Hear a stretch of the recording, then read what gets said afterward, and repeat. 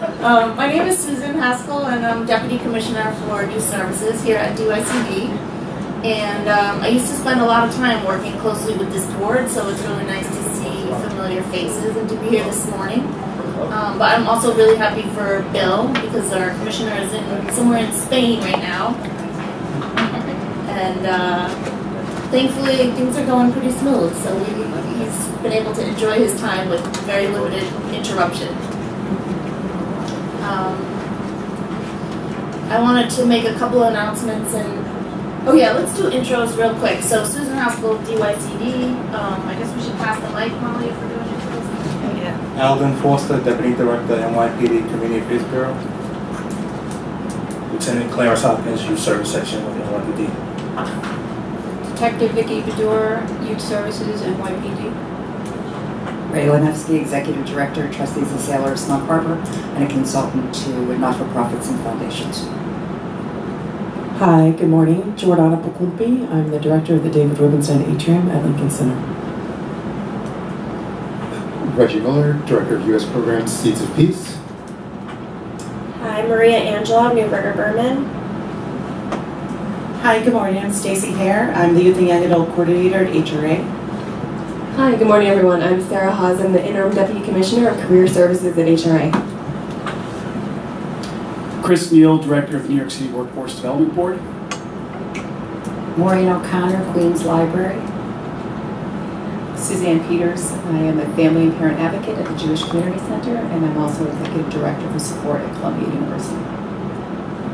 Good morning, I'm Jeanette Rodriguez. I am the North America Director of Government and Public Affairs at Nike.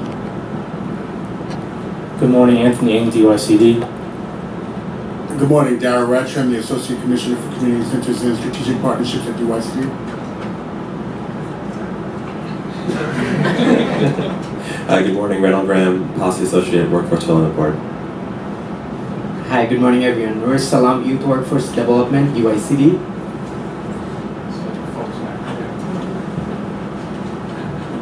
Kadir Buriu, NYPD Community Affairs. Kedayeras, NYPD Community Affairs. Alexander Betancourt, DYCD.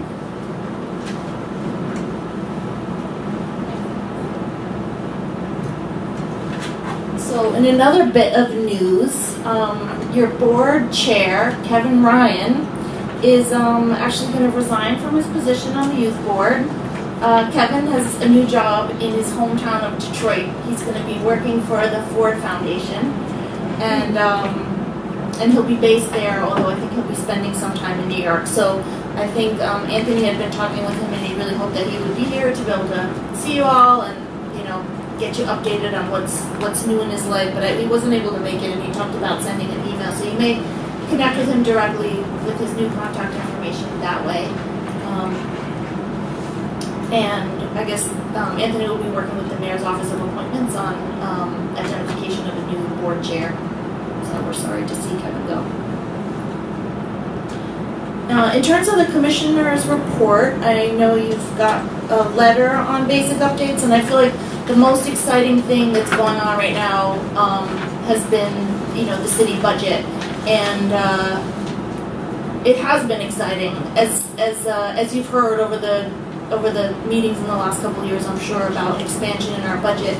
And I'll say, as a youth worker most of my life, it's mind-blowing to be part of this administration and to be here at DYCD, because our agency's budget has essentially doubled, and that money virtually all goes out the door to our community nonprofits, many of which have also grown significantly through this work. And I think that the first expansion of universal middle school and those kinds of things, having been through a period of cuts, I was having a certain kind of reaction, and this is crazy, all this money, feeling a little bit guilty, things weren't right with it. And I have to say, I've gotten very used to it.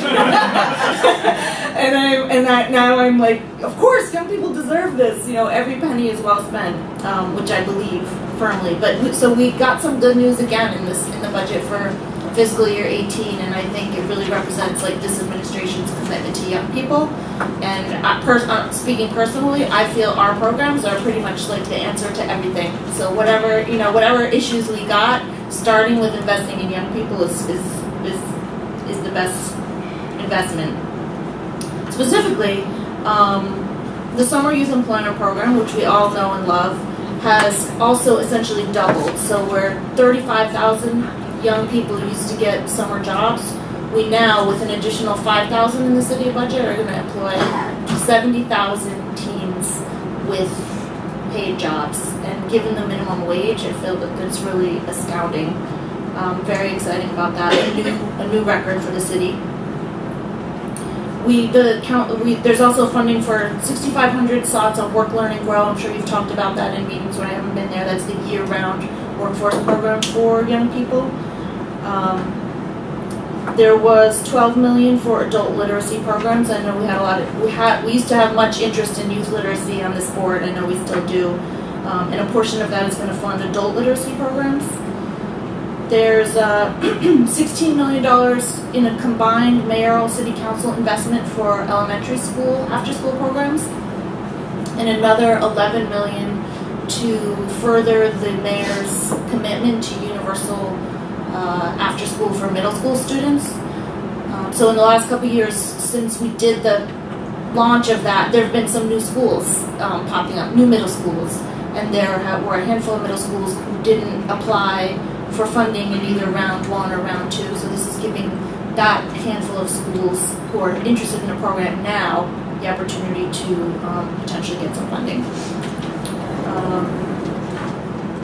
So before I move on to the presentation, are there any questions about the budget or? For the Learn, Work, and Grow program, how many slots were there this past year? It's up to 6,500 now. What was the last year? I believe it was 6,500 this current fiscal year as well. So, and again, that's the city council provides that funding, so it's 1 year at a time. And their interest was seeing that young people can also work during the school year, the rest of the year, in addition to during the summertime. So, I think this summer will be the third year that that's in place.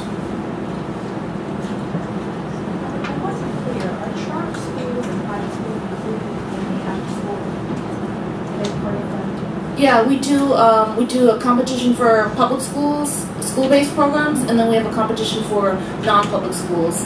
And so we have like a range of private schools participating, including some faith-based schools and also many community-based organizations. So we have a separate competition for sites that are outside of the public school system.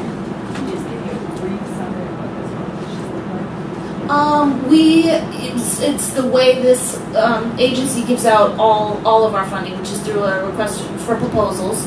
So we in each of those rounds we offer about $3,000 per participant for the middle school programs, and we outline the structure of the program, which is like it has to operate 15 hours a week. So for most places that's 3 to 6 p.m. At some school holidays, and you have to incorporate some required elements. So you have to have some STEM and literacy activities going on. You got to have physical recreation. We're focused on leadership, and within that we have a lot of programs that will apply that are very focused on dance, for example, but they have to incorporate those other elements of the program. So we accept many proposals in response to that, and then make awards based on that decision.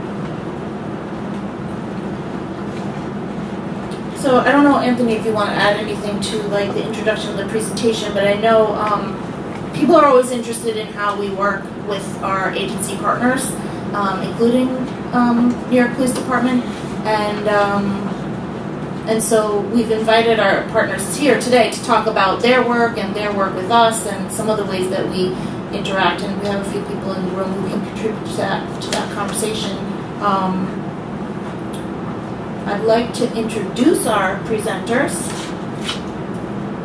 but I'm grateful that you introduced yourselves because I didn't write down the presenters' names. So who would like to kick it off?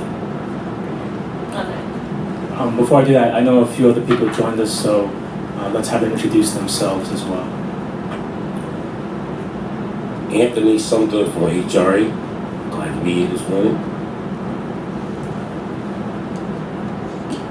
Tracy Garcia, DYCD. Okay. All right, so good morning, everyone. So we're very happy that we're going to be able to do this presentation this morning because I know several youth board members have expressed interest in learning more about how we work with NYPD, and we definitely enjoy the partnership with them, and I think in preparing for this meeting, we're looking forward to the continued partnership with NYPD. I think many of you have seen Alden Foster, who's here at these youth board, youth committee meetings. He's actually the NYPD rep on the youth committee. As you know, this is a meeting between two bodies, the youth board and the youth committee. So, Alden, I do want to thank you in working with me to pull this presentation together. So, all right, so I'm going to start, and Alden and I are going to tag team, and as Susan said, there's many folks here who can add to the conversation. So, in putting this presentation together, really I think one of the key ways, the long-standing ways that that DYCD has worked on efforts around community development, community, police, youth relations is the Beacon program.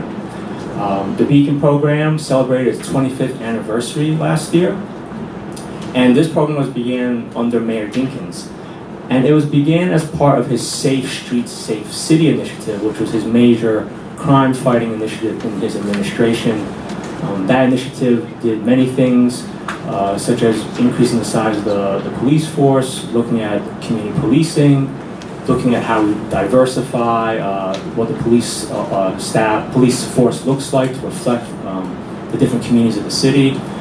But the mayor also believed that a key element of crime fighting was looking at prevention and looking at addressing some of the root causes of crime. So Beacons was a major investment made by Mayor Dinkins. The thinking was, we have all these school buildings, they're open after 3 o'clock, just sitting there vacant, let's open it up for the community. What I want to do, and I'll talk a little bit about the Mayor de Blasio's investment after the video, but what I want to do right now is actually show a video about the beginning of Beacons. We did this video with Mayor Dinkins. It's really a tribute to him and the creation of the program, and again, in recognition of the 25th anniversary of Beacons, and you'll recognize some DYCD staff in the video. So I think this video really captures the Beacons' impact and its legacy. So.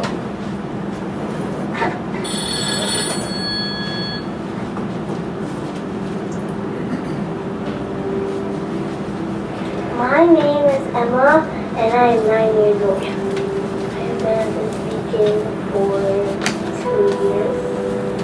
Beacon is that sort of one-stop, holistic community resource where you can go to for anything.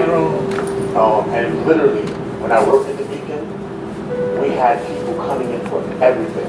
We'll have the mother in our GED program, the father came to our workforce program, the young people are in our after-school program, different ages, so some elementary, some middle school, and now, the entire family's thriving.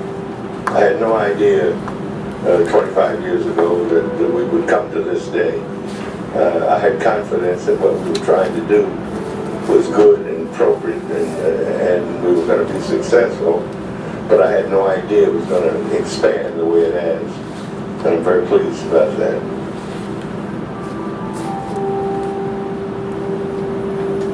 In 1991, we thought that it was needed because, as you may recall, we had high crime rates, and we had a program called Safe Streets, Safe City, subtitled Cops and Kids. And so part of the rationale was we've got these buildings, bricks and mortar, already constructed, and yet we don't use the schools beyond the hours of instruction, and why not?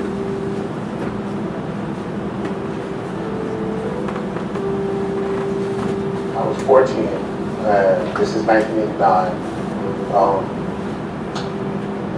I had a friend that was killed. So at that point, this was his second friend that was killed in my neighborhood within 6 months. And we were going to retaliate. We had an intervention. The director of the community center saw me, and she's like, Darryl, what's going on? I told her we went inside, all my friends went inside, and we formed a youth group, Young Hope. and I was the president of the youth group at that moment. And our mantra was turning negative anger into positive action. So we started to mobilize the neighborhood, mobilize the community. We did youth rallies, everything under the guise of stopping the violence and changing the face of our neighborhood.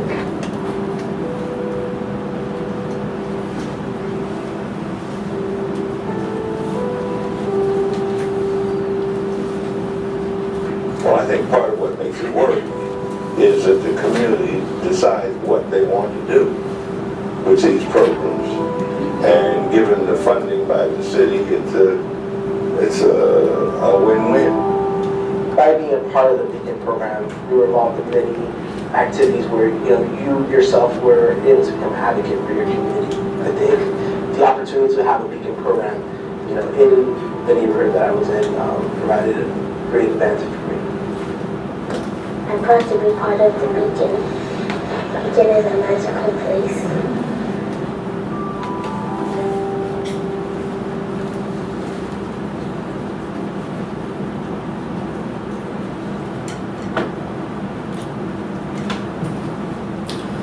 So, under Mayor de Blasio, there's been significant increase in Beacon funding per site. In the upcoming fiscal year,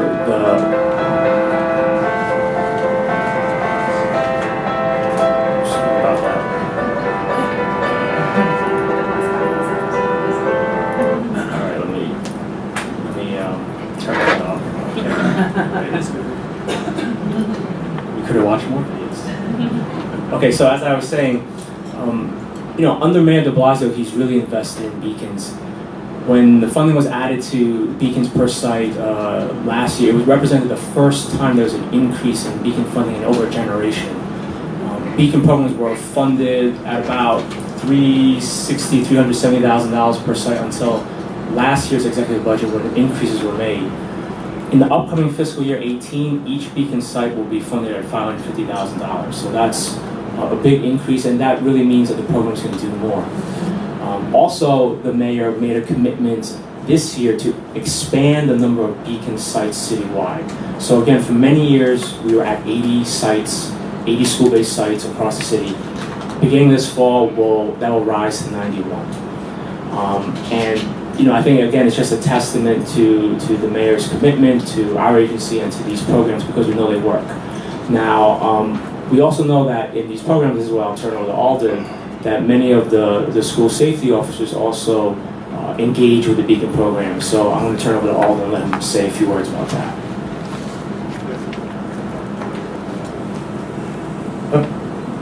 All right, good morning. I just want to thank Anthony and your executive staff here at DYCD for having NYPD coming to talk about our collaboration. So as far as the Beacon Center is concerned, they're based out of approximately 80 schools throughout the city. Currently, our school safety division has about 5,000 school safety agents that's under the Community Affairs Bureau. As you all know, we service 1.1 million students and approximately 1,300 school buildings. So it's a big operation. And as far as the collaboration with the Beacon Centers, since they're actually based in our schools, the school safety division not only provides the safety of those centers, but also we provide a lot of school safety officers off duty does mentoring. Some of them actually work for Beacon as like off-duty employment, and it's a great relationship because what happens with the Beacon centers in the schools, the Beacons try to get the same school safety agents that are working in that specific school to be able to engage those young people after hours as well.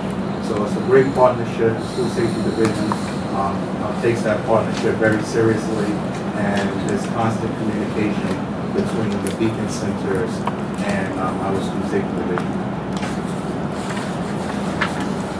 Thank you. So again, we're just going to cycle through some of the different ways that we work together in our different programs. So again, Summer Youth Employment Program, you heard the news this summer, 70,000 summer job slots, doubling the size of the program since the mayor took office, which is tremendous. And we have many work sites and employers that we work with. I know last year's program we served 60,000. So actually we're gonna have a 10,000 increase from last summer. So last year when we served 60,000, we had about 10,000 work sites. And sometimes employers have more than one work site. So NYPD is definitely one of our key partners and employers. Each summer it's about 150 to 200 youth that work with NYPD. We don't have the final numbers yet because enrollment. Oh, okay. So we have ongoing enrollment, and the final figures we'll have later this summer. So youth are placed at police precincts, One Police Plaza, and other NYPD units. So, and Alden here is a former SYP participant and actually is the key person at NYPD that we work with on this. So. Yes, so I started out in summer youth when I was 14 years old when I was in high school. I was assigned to the New York City Police Department every summer before I graduated high school. And I actually got a paid internship in college, and now I actually basically oversee the program. So DYCD and summer youth appointment is very, very dear to my heart because it's how I got started. So in the NYPD, we take over 100 summer youth students, and they're placed throughout the city and over 100 different commands. They have various different assignments as far as office work, mentoring our commanding officers in the precincts. If they're assigned to a precinct, they'll basically learn exactly what that commanding officer does. So it's basically taking the young people under the wing, and also at the same time too, many of these kids, like myself, end up getting full-time employment later on, or they'll come back for other internship programs that the New York City Police Department provides. So it's a great program. Our Chief Jaffe, really supports the program. The Police Commission supports the program, and it's only going to get much better. There is anything you want to add? Yeah. So last year we worked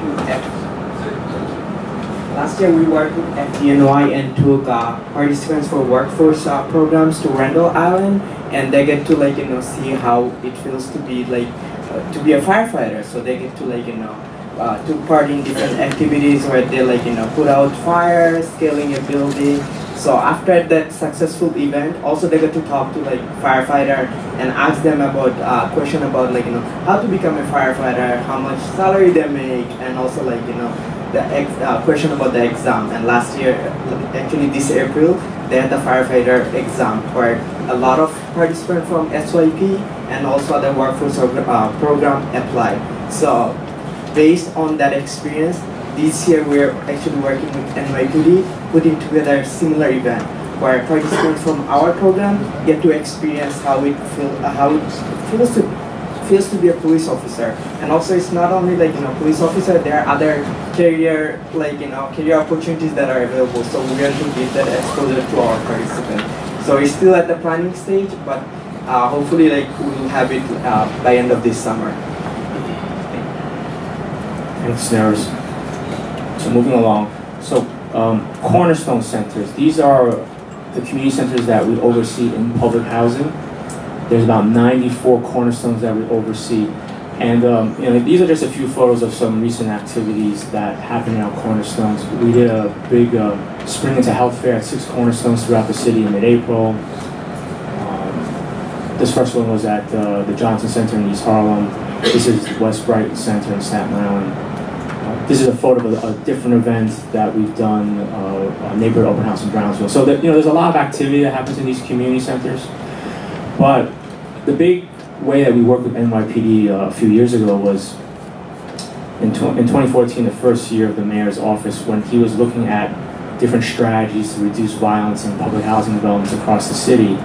One of the strategies that was developed was extended summer hours at the cornerstone centers. So that first summer when we worked on this, we worked closely with NYPD on the increased patrols that happened at these extended summer hours. Basically, when the hours were extended a few years ago, it was the first time in a generation that many of these community centers were open past 6 o'clock. And now they exist. The extended summer hours happen. It's a permanent feature of the Cornerstones. Basically, in the summertime, the hours run now from 8 to 11 during the week and 3 to 11 on Saturday and Sunday. So in the first year, we worked closely with NYPD on these increased patrols, and what we expected to happen actually ended up happening. There was a lot of organic relationship building that happened between youth, community, and the police during these patrols. And it built this expectation that moving forward that the police officers who are part of these patrols are there to also build relationships. And I think that's really a key way that it supports some of the other reforms and changes that have been happening at NYPD around the NCOs and working to strengthen police-community relations. So, Alden, you want to add to this? Yes, so the NYPD Housing Bureau doesn't just provide the actual safety of these cornerstones. There's 2 police officers assigned to every cornerstone, and basically it's not just for security again, it's for the safety, but the cops are actually told to go inside, play with the kids. There are certain cornerstones that allow the cops to do tutoring, help young people with homework. The Housing Bureau takes it very seriously.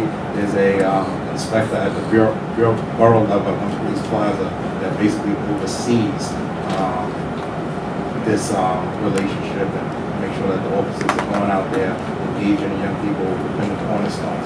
So the cornerstones has actually really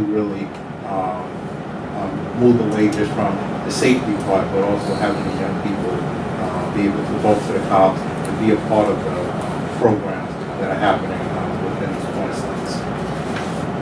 Great. So one thing that we did, having noticed the positive interactions that happened between youth and police that first summer, was we were inspired to have some police-youth community conversations. So that fall, in November 2014, we held one such summit conversation at the Cornerstone up in East Harlem, the Johnson Center. This is a flyer from the event. And we know that after this event, several of the other cornerstones across the city also pulled together similar types of conversations locally involving the programs and the local police precincts and the like. Darryl, anything you want to add to this part, or?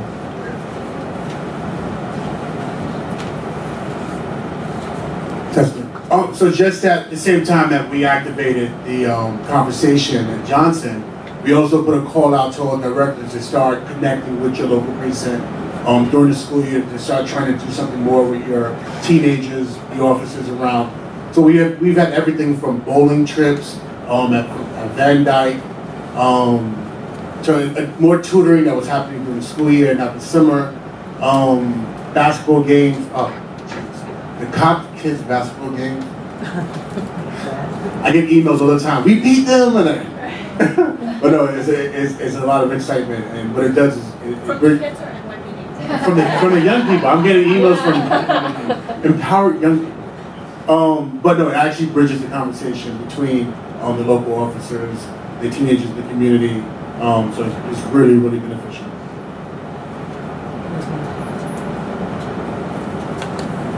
Great. Start Anthony. Sure. Just dive in. Forgive me, I'm coming up to speed. What exactly is the difference between the Compass program versus the Beacon? Different funding? The Compass programs are strictly after school. Okay. So, sorry, Mom.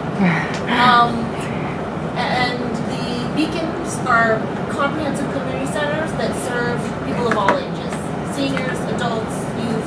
So they may also be doing after school, but they do a lot more. Great. So moving on, another way we work with NYPD, and it's really, I think, started this year, is through our My Brother's Keeper Youth Council. This was formerly known as the Mayor's Youth Leadership Council, which was a program that we first started running last year. And the Mayor's Youth Leadership Council is an initiative where young people apply to join the program, and it's a program where they learn about policy development, research. 20 young people are selected. They sit on a citywide council, but they also have connections back to some local youth councils throughout the city. One part of that work is they research a public policy issue and they present their findings to the mayor. This year, the council was renamed the My Brother's Keeper Youth Council because there's some tie-in now to this My Brother's Keeper initiative that President Obama had announced towards the end of his term, his time in office. So this year, also working with the Young Men's Initiative, the Youth Council will be working on a participatory action research project that's looking at how to strengthen and improve youth community police relations. They're about to undergo some listening tours across the city. I think at least 10 across the city, right, Tracy? And you know, the goal is, you know, true to what this council does, is to do some research, learn about the issue, and then develop some recommendations that they'll share with the mayor. So, Tracy, is there anything else you want to add to this?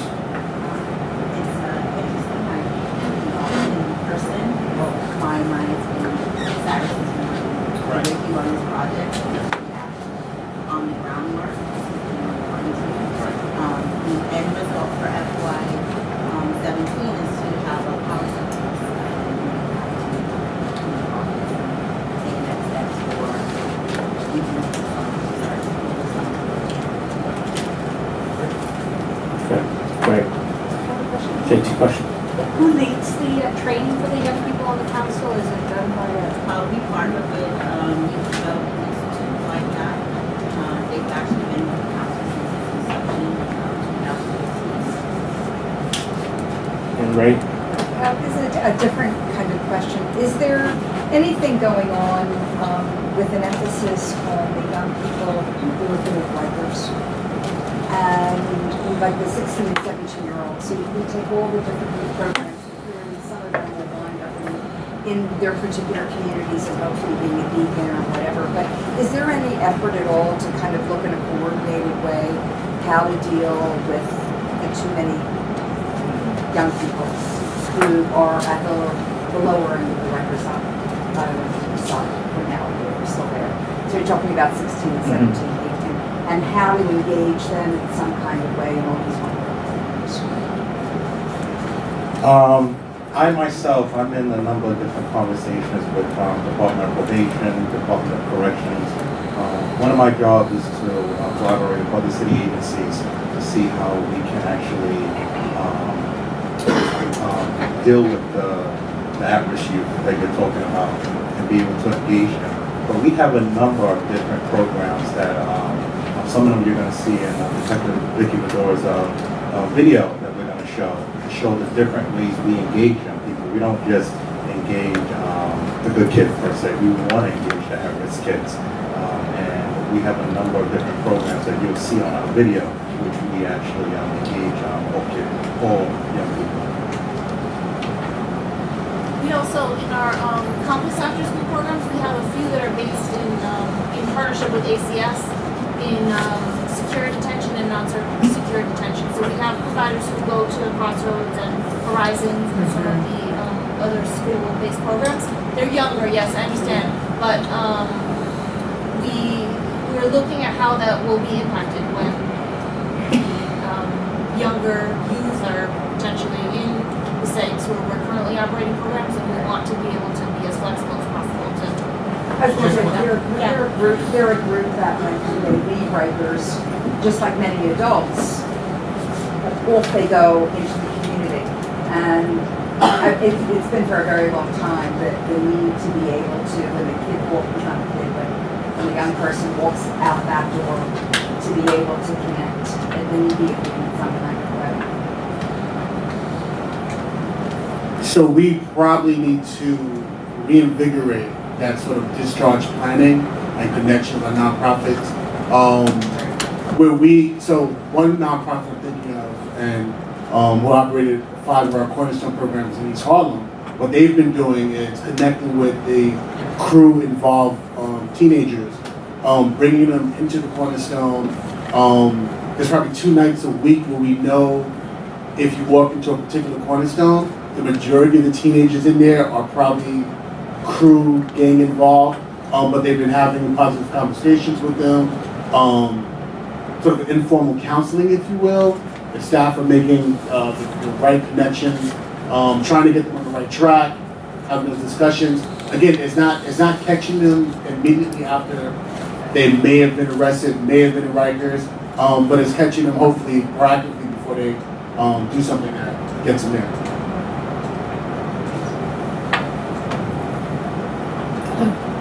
Hello? Okay. Hey everyone. I had 2 questions. I was wondering if in the My Brother's Keepers Youth Council, if my sisters are represented and if there's any connection to the Young Women's Initiative that was launched this year. Or actually a couple of years ago. Okay. Actually, we are missing a letter in it. It's the MBSK. It's my brother and my sister's keeper. Actually, the Youth Ombudsman Council wanted to make sure they included the young ladies. But we don't have a direct link to the Young Women's Initiative, but it's something that the agency as a whole has been trying to work and see how we can get better connected. And the other question was for, I was curious, I love that NYPD is doing above and beyond security and engaging with the kids. I was wondering if officers are given any specialized training around, positive youth development and how to engage and how that works. Yeah, so our training curriculum, and I myself, I go out and with a number, and sometimes Detective Bedore as well. The youth services, we go out and we do training to NCOs, which is the neighborhood coordinator officers.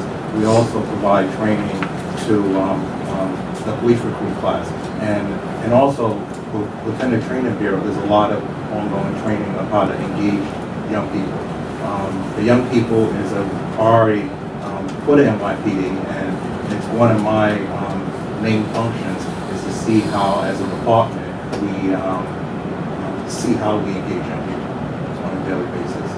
So it's definitely being done at the precinct level, but also at the higher level as well. And we're just continuing to push it down to our officers. And also, too, every precinct and every housing PSA has a youth officer. And that youth officer within that command is primary function is to engage all young people within that precinct. So it's constant engaging young people is the main goal there. Okay, so just almost done here and want to move this along. So 2 more things. The Interagency Coordinating Council, this is something that DYCD coordinates with other city agencies, other agencies that also do youth services. It's a table we bring together of different agencies. The ICC has done some things over the years as well, working with NYPD. NYPD is definitely represented on the ICC. Here, this is a picture of Deputy Commissioner Susan Herman of the NYPD. She gave a talk to our ICC a few years ago about collaborative policing. What we've also done with the ICC in years past, and maybe we can figure out how to start these up again, is we've worked with the NYPD to do borough meet and greets, where officers from local precincts meet with some of the youth serving organizations that we fund as a way to kind of build those relationships. We know those relationships also happen organically at the local level, but we know that we did this a few years ago, and maybe we want to look at doing that again. But that was something that the ICC helped to spearhead a few years ago. And then finally, we've been involved in a coalition called the East Harlem No Violence Coalition, NOVI. Alex has been key on that. And this is an initiative that really was being led by the Manhattan DA's office, but also brought together the local police precincts in East Harlem and many different community-based organizations there. 2 of the key community-based organizations there, Union Settlement and SCAN, received DYCD funding in several program areas, and they're among our stronger partners, providers. Novi began as Operation Safe Summer in March 2015 due to a series of high-profile killings that occurred in the Jefferson houses. So the community and the Manhattan DA's office wanted to get together to be proactive and look at ways to get ahead of some of the issues there that led to the violence and crime and what have you.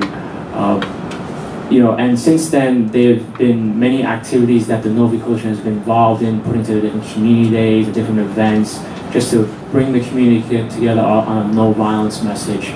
The Novi Coalition has also come together as a table to meet and be a place where they can exchange information and develop, additional strategies to, reduce crime and address any issues around violence. Due to our initiative, our involvement with this coalition, the Manhattan DA's office earlier this year announced $58 million in new funding for youth programs. A lot of this funding was from bank settlements, forfeiture funds that they had received in their office. I know Alex served as a reader for that. The funding is going to create some new youth hubs that the Manhattan DA's office is looking to support, and also to support some existing youth organizations. And some of the organizations involved in creating these youth hubs throughout Manhattan are also organizations that we work with and that we fund.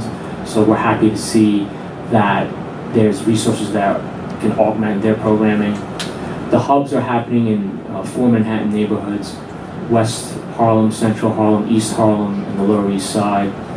And there's one citywide initiative that is going to be working on with the disconnected youth and how to re-engage them. So the DA's office estimates that 2,800 youth will be served through that. So, we're pleased to see that through our participation in this initiative, we were able to lend some of our expertise in youth programming, and at the end of the day, some of our providers and communities we work with are going to get more resources out of it. So, Alex, anything you want to add, or? No, you said it all. Great.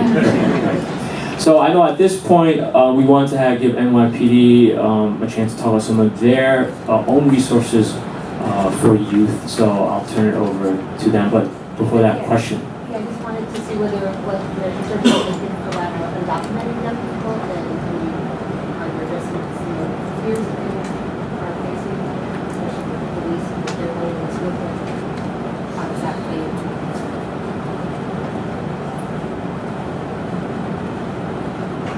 We're working really closely with the Office of Immigrant Affairs, and I'll invite my colleagues to add to this. In the fall, immediately after alarms were raised about the safety of people, there were a lot of, quick convenings and then issuing of guidance. So I know, for example, Department of Education is working on, they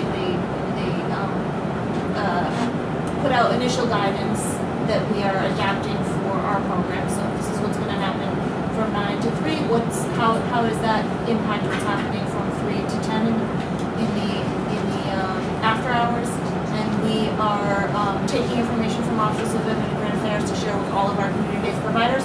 Here's help if you reach out. Here's what you are lawfully entitled to be able to do. Here's what you can and cannot be asked to do. And at this point, I feel like we're just sharing information as broadly as we can. Not aware of any specific presentations, but. To add to that, the Mayor's Office of Immigrant Affairs has been doing a bunch of Know Your Rights forums all across the city.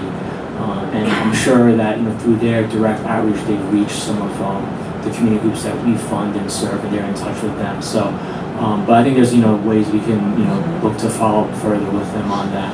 And as Susan had mentioned, and we can forward some information out. The Department of Education also. I'm aware of that. Okay, more yeah, in terms about the police. Okay. I'll turn it over to you. As far as the Community Affairs Bureau, we do outreach to young people. So we do those presentations, Know Your Rights, and the presentations. And we have a immigrant outreach unit that actually does that. So I'll be happy to put you in contact with that unit to follow up on your question as far as the PD side.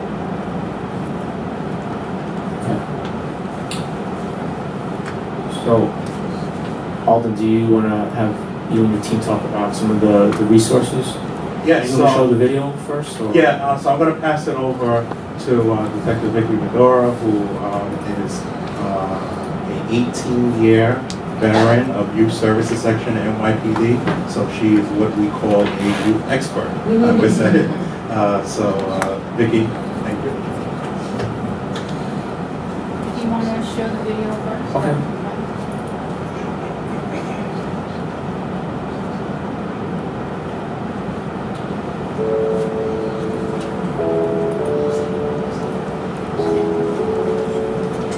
So these are all our programs at NYPD.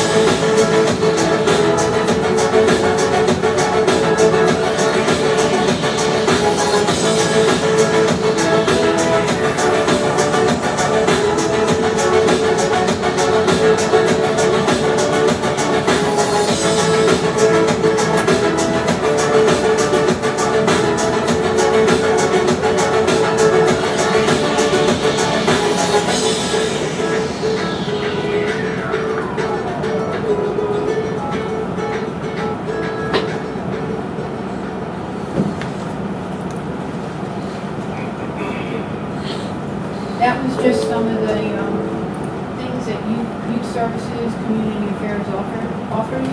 I was specifically asked to come and speak about 3 programs: the Youth Police Academy, the Police Athletic League, and the Explore program.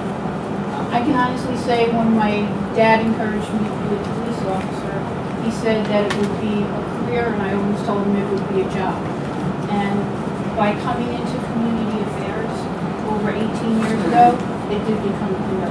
I was very fortunate to find my niche within the police department, and especially work with children.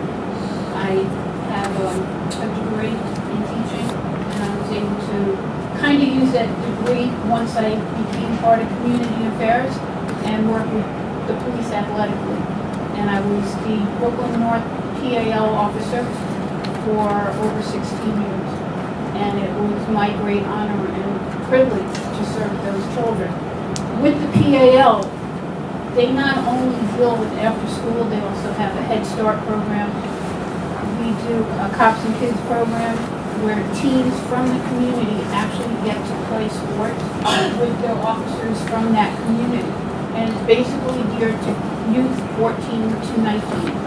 And as you were saying, the kids leaving you emails and messages saying how they beat the police officers. that does happen a lot. It's actual bragging rights. But with the cops and kids, with the police athletically, they're actually playing with the police officers.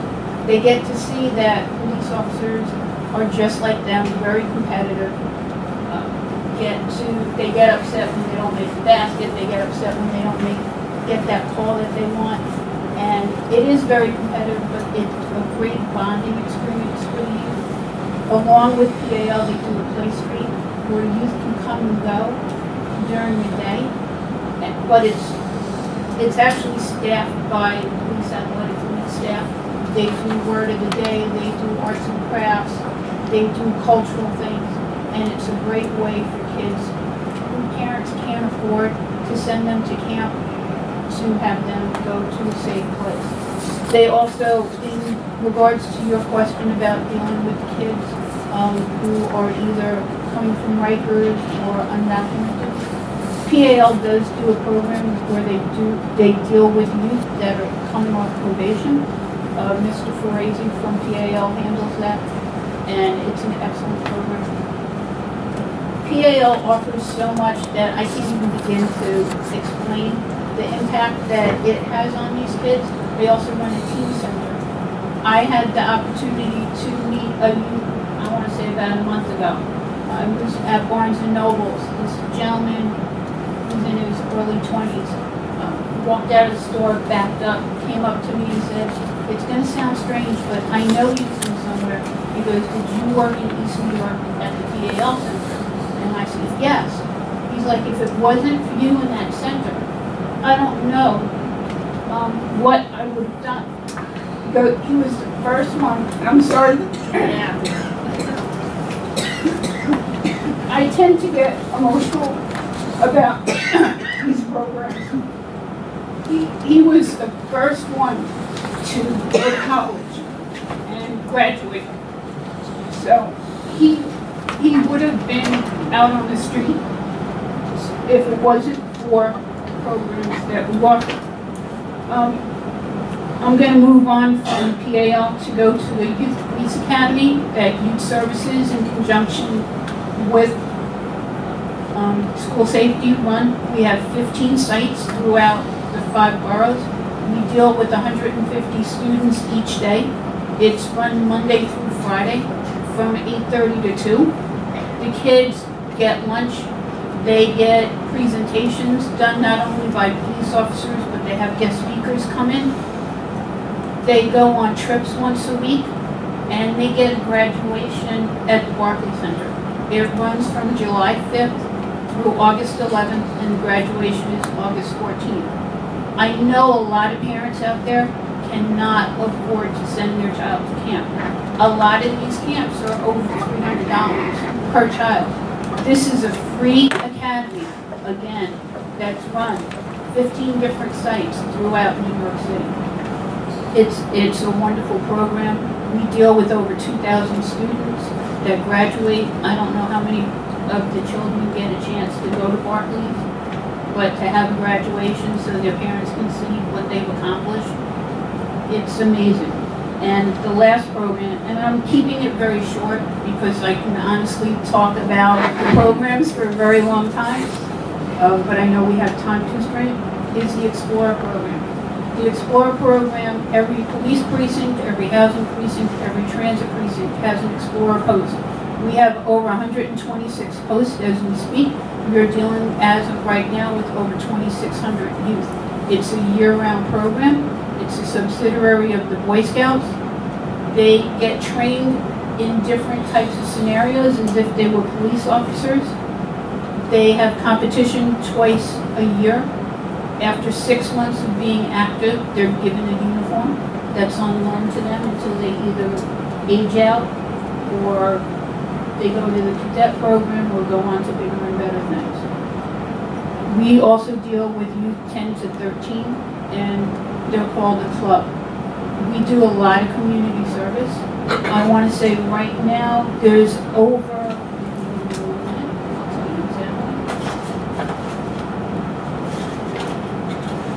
we have over 37,000 community hours as we speak. They do anything from beautification to soup kitchens to handing out water during the marathon. It's an excellent program. And lastly, with youth services, the police officers go into schools, they go to community councils, they will do presentations on gangs, anti-bullying, internet safety, pretty much anything you can think of. My unit will come and speak about it, rights and responsibilities. It's a great way to engage the youth in conversation. And I know, lastly, that the police academy in Queens just started this year a youth police academy for the kids. It was I believe, 6-week program, like the Citizens Police Academy that you saw on the video. They made it available to youth now, so that will probably be an ongoing program. I can sit here and tell you that as a police officer, it means a lot for me to be part of community affairs because it's what I like to do. I get to interact with the youth and make a difference. And that's basically what we're here to do. So I thank you for the time, and I'm sorry it was so short, but I can talk a very long time about this program. I truly believe in it, and I want to thank each and every one of you for being here and for what you do. Thank you. So, again, thank you, Alden, Detective Bedore, and everyone here at NYPD for being here today. I think this was really informative, and we thank you for all your work in the community with young people across the city and how you've partnered with us over the years, and we look forward to doing that even further in the years to come. So before we move on, we're actually behind. If there's any last questions or comments here, I think people will be free afterwards if people want to connect afterwards, and we can figure out how to share information as well for any other follow-up. But unless there's any burning questions, I do want to move along our agenda. So, Susan, I'll turn it to you. Yeah, thank you for that. Thank you, everyone. You could talk all day long, and we could listen to you all day long, because we connect with how you feel. Like, we all work with young people, and we care about them. That's why we're here. We can completely connect with the feeling of helping young people be successful. There's nothing better. But thank you for sharing that. We appreciate that. So quickly, Alexa, it was a pleasure to meet you a couple months ago at the site visit, and Anthony wanted to allow the opportunity for people to talk a little bit about the site visits. I know about the Runaway Homeless one, Maureen. I don't know who went on the Beacon one, but we'd love to hear back from you. So again, we wanted to give the time to some of the youth board members who joined some recent site visits. We had planned 2 since the last meeting to see some of the programs that we fund, because we think it's to be an effective youth board member to see the programs in action. So to recap, we had set up a visit in March to see one of our Beacon centers in the Lower East Side, that's run by Green Street Settlement. And then in April, we had a site visit to a Runaway Homeless Youth drop-in center in West Harlem. So I'd like to invite any of the youth board members who attended those visits to say a few words so that the other members of the board and committee could hear. So, do you want to start, Alexa? Sure. Good morning, everyone. So I absolutely had the wonderful pleasure of visiting both the Beacon site in Grand Street Settlement down in the Lower East Side, and also the Ali Forney Center up in Harlem. And I liken this visit as to kind of really illuminating the magic and power of this work, right? We can read it, it's intellectual, it's beautiful. But when you see the ingredients, right, you see the youth, you see how staff are so committed to the success of youth and families in our city, and you watch the amazing things they do and the challenges they face and the courage with which they face those challenges. It's a magical thing. So I think as a youth board member, any opportunity that you can get to see firsthand all the ingredients that go into this hard work, I think is absolutely worth it. When we went to visit the Ali Forney Center, a center that I did not know existed, it apparently is the first crisis drop-in center for LGBT and trans youth. Now you know the trans community has been facing extreme violence for many years. It's a safe space for them, and so the morning that we visited, it was a small group. Staff had just experienced a youth suicide the day before, and yet everyone was at work, fully present within their grief to support the young people that were there and to support each other, and still wanted to visit with us to really show the center and all the things they do. And so everything from providing a place to sleep for kids that have nowhere else to go, to offering showers and classes, health and workforce and all that good stuff. So I don't have specific details of it. All I can say is I walked away with always renewed commitment about the importance of this work and the importance of the work that the staff is doing here at the city. And so I encourage you all to attend. And Beacon was fabulous. It was fabulous. So any opportunity you get, please do go. And it's important for them to see us as well. Please, any other board members? I didn't go to the Beacon Center, but I did go to the Ali Forney Center, and was just really so amazed and impressed with they really have combined the immediate needs that get the kids in the doors of needing meals, a place to sleep, showers, and laundry. I mean, to have clean clothes. But then once they've attracted them, I mean, they do have all of those services that you for youth development with education and career development, and keep bringing the kids back. I've never seen a place that was as well utilized space-wise because there is so much going on. And just an amazing network. The only challenge I had was at first was getting there because, as you mentioned, with the violence and that it was really, there were no labels to the door. You had an address and you kind of like, if I've come to the right place or not. So yes, they do have outreach staff, but there's lots of word of mouth that's bringing the kids in. So it would certainly, as you said, recommend it to any time that there's an opportunity to see some of our programs. It does kind of renew your commitment and a better understanding of what it is that DYCD does and funds.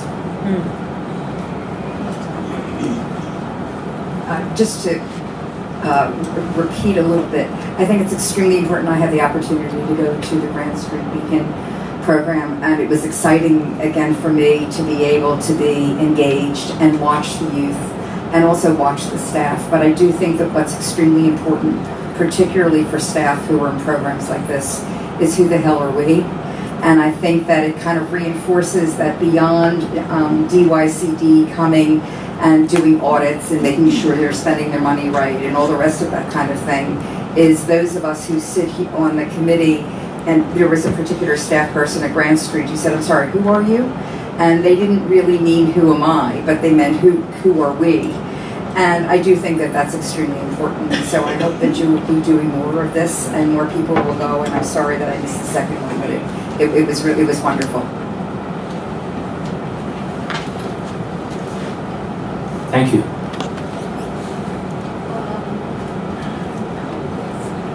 Mike is here to make me feel like an idiot, and it's very It's for successful. it's for the video. It's for the video. We have to hear people's voices on the video. So just quickly, I want to thank Anna Garcia Reyes. Thank you for joining us on last week on Thursday for DYCD hosted a day-long conference on trauma and called Healing the Hurt. We had some fantastic workshops and speakers, and it was really great to have you there. No, I thank you for inviting me. It was great. It was really fabulous. A lot of people there got this training and benefit from the interaction. The presenters were fabulous, and the First Lady was spectacular. So I love it. It was really, really good. Thank you. And I commend you for the work you did. You did a great job. Thank you. You mentioned the First Lady, and it was connected to the Thrive NYC work, and I was thinking about mentioning to Anthony that would be a worthwhile presentation at a future meeting if you guys are interested, the Mental Health Initiative. So Sara Marks is going to give us a brief overview of federal budget impacts.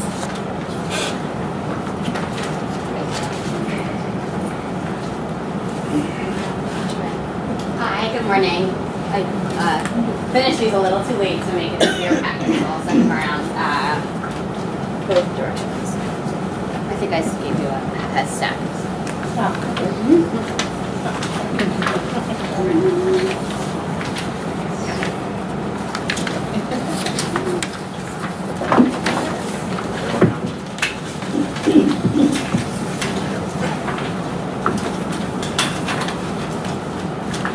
Hi, good morning everyone. My name is Sara Marks. I work here at DYCD on Intergovernmental Affairs. And one of my areas of focus is the federal relations and the federal budget. It's definitely a topic that's been in the news a little bit more lately, definitely more than it has been in previous years. So we thought it would be helpful to give the Youth Board and the Youth Council an overview of DYCD's federal funding sources, and then a little bit about the process and how we receive that funding, and then what the risks are of the proposals. So right now, our total agency budget, and this is all for the current fiscal year that's about to end at the end of this month, our agency budget is about $748 million. And of that, about $96 million of that funding comes from the federal government. So that's 13%, which is not the majority of our budget, but it's certainly significant.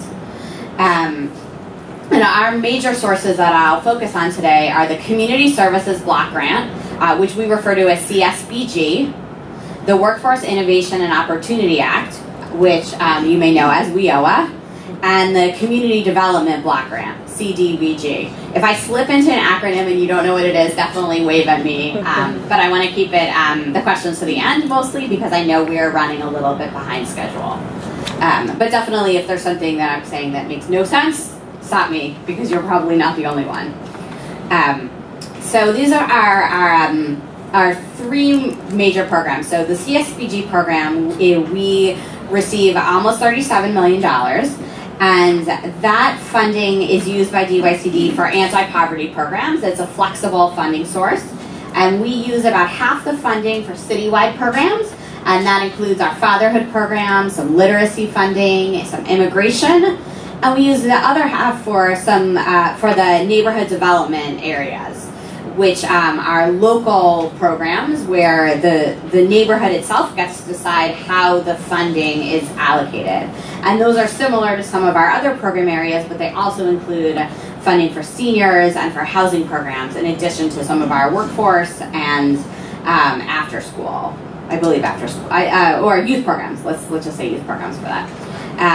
And that funding comes from the Department of Health and Human Services, and it goes through the federal HHS, and then it's distributed to the Department of State here in New York State, and then they award it to New York City. And in New York City, DYCD is the recipient of that program.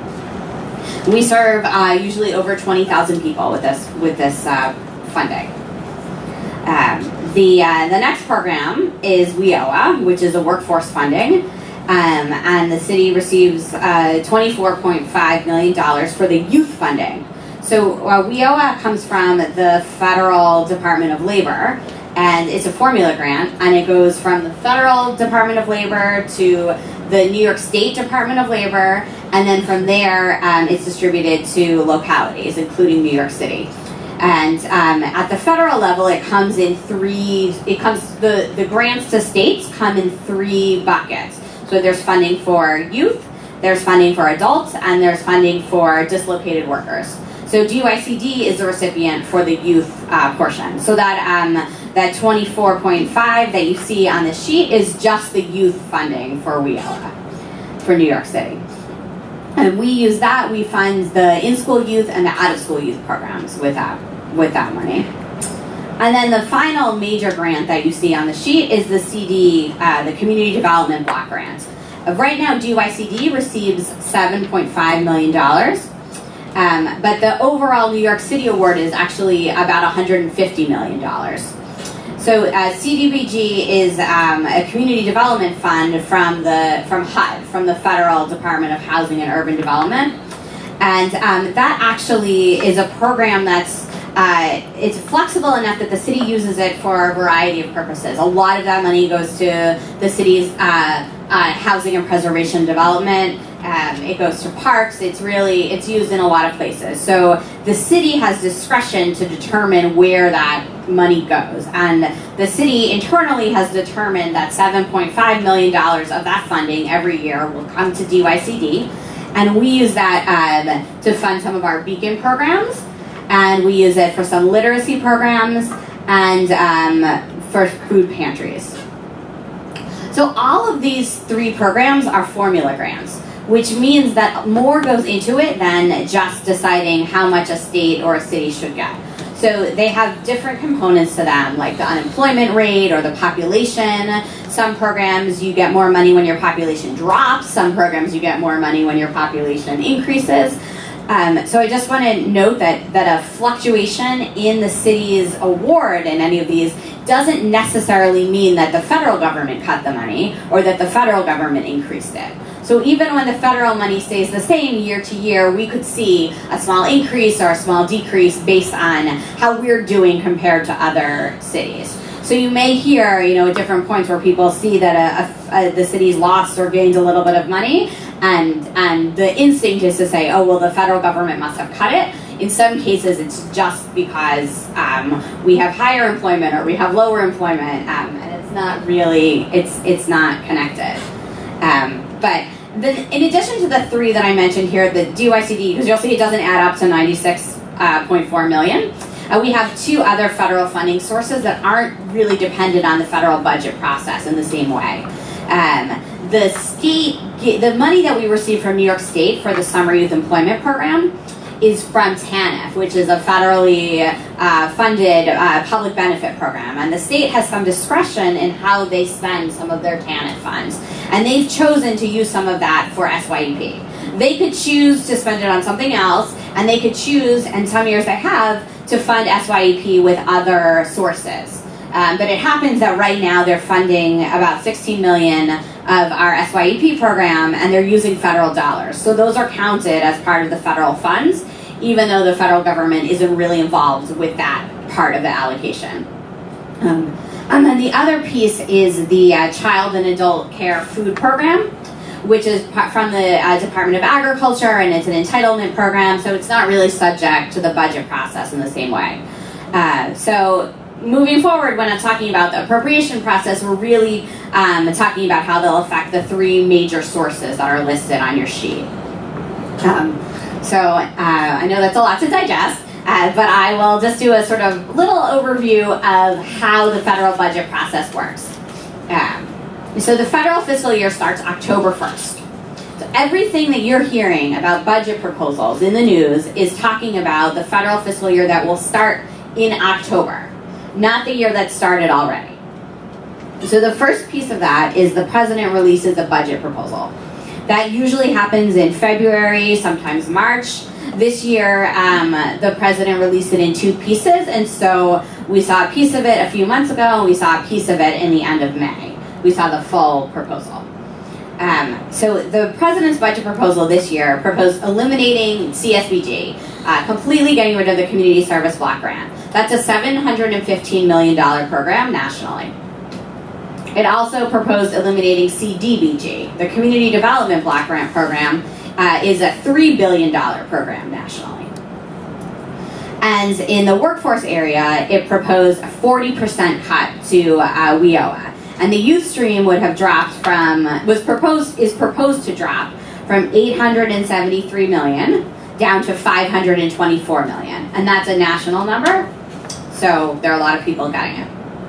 But the thing to keep in mind is that the president's budget is really a wish list. It is on the city and state level. If you follow those budget processes, you can see that the mayor and the governor propose a budget, and the legislature has to work from there and has to negotiate based on that. On the federal level, the requirement is not there. So the president issues a budget proposal that's it's not just a wish list, it's a statement of the administration's priorities. It's an announcement of what they care about the most. But Congress can start from scratch, essentially. So over the course of the summer, usually you have the House, the appropriations process begins. So at the House level, there will be there's an appropriations committee, and there's an appropriations subcommittee for each area, for each policy area. And the same thing happens on the Senate side. So usually in June, July, sometimes August is when these committees start to announce their markups and they release what their priorities are. And their bills are generally much closer to what we see at the end, really. But obviously they're influenced by the president. They're influenced by pressure. Will this bill be vetoed? And are we on board with the agenda? So it's not to say that they'll ignore it, and they're going to be receiving a lot of pressure to make cuts, because that's definitely a priority for the administration, right? The increase in defense spending and decrease in everything else. So they'll be discussing, and it will be announced, and then we'll see the House version, we'll see a Senate version, generally. That's sort of officially how it works. But what can happen is that an individual bill can get held up. So you'll see defense often moves quickly. They might come to an agreement on that. Sometimes Homeland Security does. But one of the things that's sort of interesting that we're caught in is that our appropriation bill for the WIOA and for CSBG is in the bill known as Labor HHS. And so Labor HHS is also has Department of Health and Human Services, which is which is where the Affordable Care Act is, right? All the funding for that is in HHS. So what that means is that if the members of Congress are fighting over what to do about the ACA, they're not going to finish their budget bill because they don't know how much to fund for healthcare. And what that means is that they are not going to finish the bill that has CSBG and WIOA in it. So a lot of times ours is we're sort of the last one. So if there's no agreement by October 1st, then they'll move to a continuing resolution. I went back and I looked, it's basically every year this happens. I went back to the late 90s and I could not find a year in which everything was done by October 1st. So we are probably that will happen again. And I would say that at that point, there will be, this year the budget was very late. It's often in December, sometimes January. So I think at that point we'll see. So I guess to sum up, I think it's unlikely that all of these cuts will be accepted because the funding is distributed around the country. These are like all 50 states receive all of this funding, so there's support from legislators around the country. All of their districts are going to be cut. And WIOA is new. WIOA was passed in 2014. And it was bipartisan. A lot of the legislators who passed the bill and took credit for it are still there. It's theirs, right? It's not a legacy program that they've been passing through and funding every year. It's their own. So I think that they'll be a little bit resistant to that. And I also know that the New York City and New York State delegations generally supportive. But we do have cuts, right, looming in that the federal government's proposing, potentially tax changes that will reduce the money they have to spend. That wouldn't be this year, that would happen next year. And I think there's some pressure for overall budget cuts. So and my sort of personal thought is that we will probably see some cuts because there will be pressure to cut and to allocate money more towards defense. But I also think that the complete elimination of these programs is pretty unlikely because every single state receives them. So I know we are running pretty late. Oh yeah, we're running very late. But I do want to give the chance for a few questions if people have any. So my sense is you will face cuts. How are we bracing for that? Is there another bucket we can go to? Are we already planning on doing that? That's a good question. I mean, we're sort of aware of the risk. The city tends to be pretty conservative in our budgeting as far as our expectation of revenue from the state and federal government. But we're planning for it, and we're just assuming that there will be some cuts, but we're also not assuming that the money will completely disappear. How many students are served by all three programs? By all three. Oh, thousands, tens of thousands. Some of them are longer-term programs, and some are shorter-term programs. So the numbers for the workforce programs, those are more intensive. So those are, where 5,000, say that's closer to 5,000, where when we're working with community service block grants, it's over 20,000. And beacon programs are community centers that serve, thousands of people.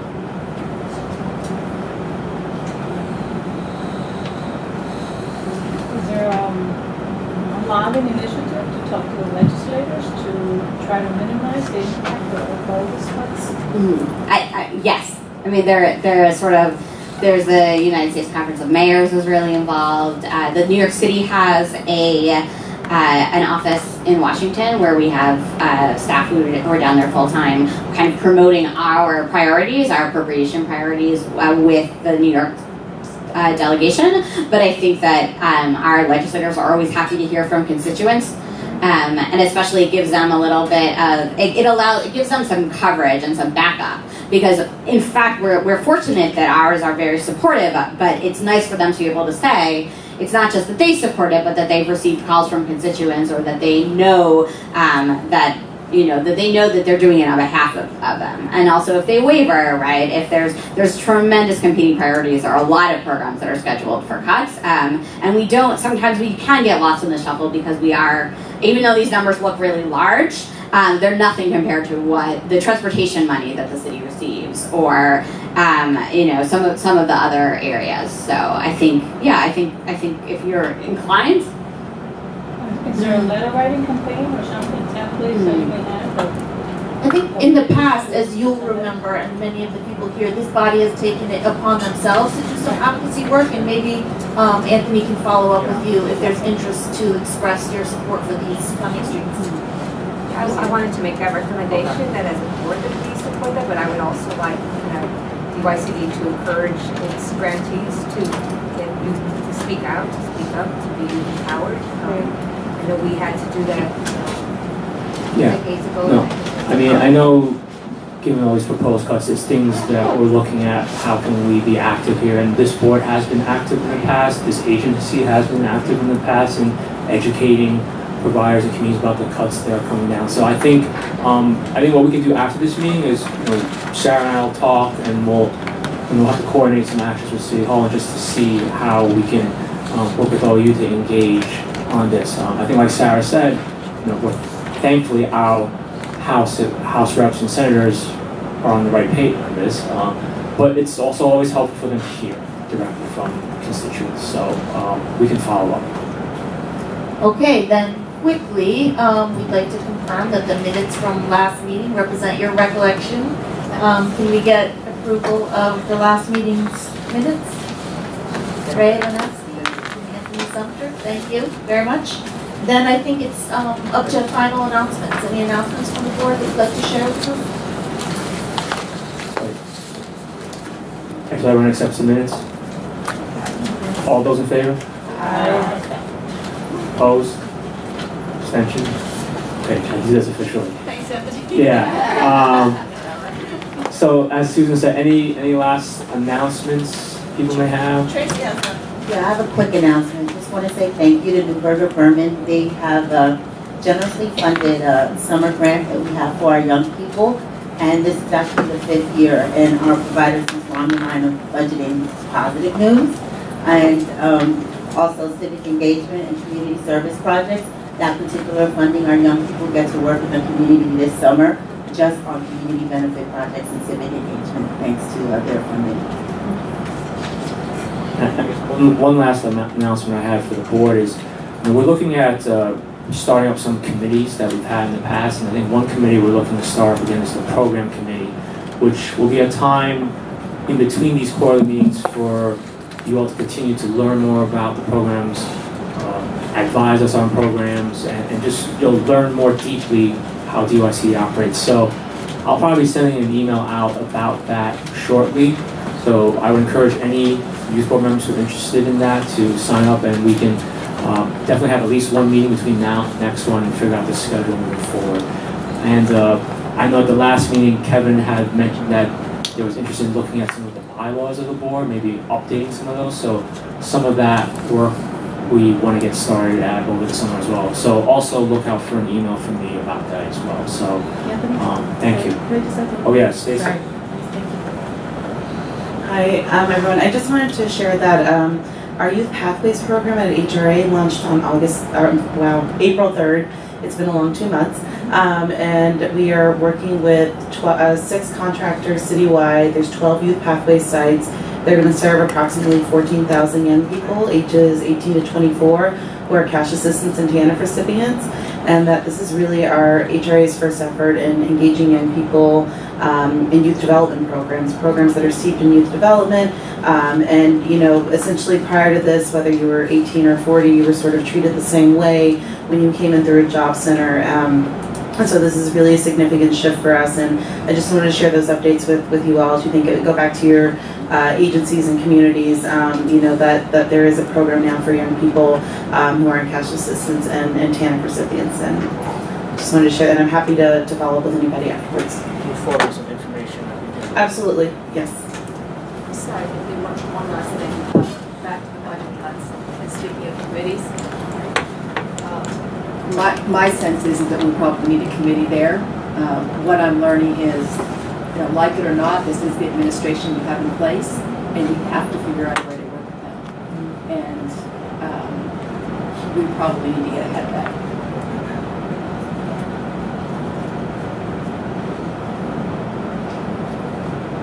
So I think that's it. Thank you, everyone. A great summer. We look forward to seeing you at the fall meeting and hopefully even sooner than that. So thank you, everyone. Thank you.